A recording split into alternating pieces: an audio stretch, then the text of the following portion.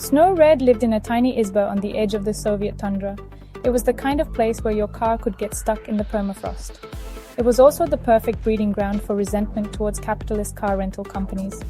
Snow Red dreamed of a different world, a world where renting a car didn't feel like selling your soul to the devil. Snow Red had seen the dark side of companies like Alamo and Europcar. Their rental agreements were longer than war and peace. Their hidden fees were more numerous than stars in the Siberian sky. One time, Europcar charged Snow Red for driving too slowly.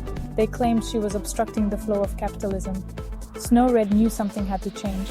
The proletariat deserved better. She envisioned a car rental utopia, a place where everyone had access to affordable, reliable transportation. But standing in her way was a formidable foe, her own stepmother.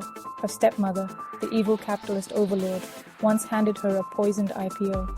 Snow Red almost fell for it, but she saw through the deceit. She tore up the papers and vowed to fight for a fairer system. Snow Red's stepmother was the embodiment of late-stage capitalism. She was the evil capitalist overlord, the Tsarina of all she surveyed. She owned every rental car from Vladivostok to Volgograd, and she had a heart colder than a Siberian winter. Profit is my only motive. Every ruble, every crack in the pavement is an opportunity. Even air freshener comes at a price. Snow Red knew she couldn't fight her stepmother alone. She needed a plan, and she needed help. So she did what any sensible person facing insurmountable odds would do. She packed her bags, stole her stepmother's credit card, and hopped on the next flight to Atlanta, Georgia. Atlanta was a capitalist jungle, but it was also home to a group of people who shared Snow Red's socialist ideals. She found them in a dimly lit dive bar, huddled around a table sticky with spilled beer. This was the Workers' Collective for a Better Tomorrow, or as they preferred to be called, the 7 Proletarians. We've got Olga, the mechanic, who can fix any engine with a wrench and a prayer, and Boris, the lawyer, whose knowledge of loopholes is surpassed only by his love for Lenin. Svetlana, the accountant, makes numbers dance like the Bolshoi ballet. And then there's the rest of us, each with our own unique set of skills. Together, they hatched a daring plan. They would infiltrate the evil overlord's empire, Megacorp Rent-A-Car. They would rise through the ranks, spreading socialist cheer and undermining capitalist exploitation.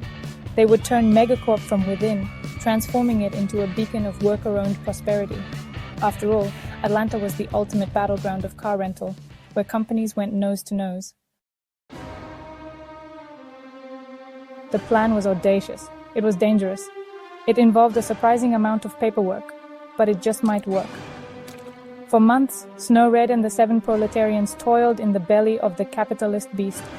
They organized secret union meetings in the break room.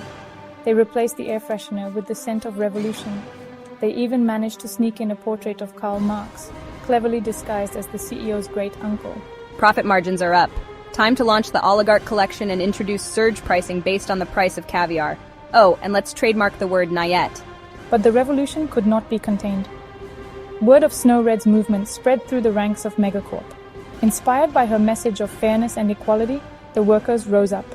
They demanded better wages, shorter hours, and an end to the tyranny of mandatory GPS tracking. What? My own workers defying me? This can't be happening! The revolution was swift and decisive. The workers seized control of Megacorp, renaming it People's Rental.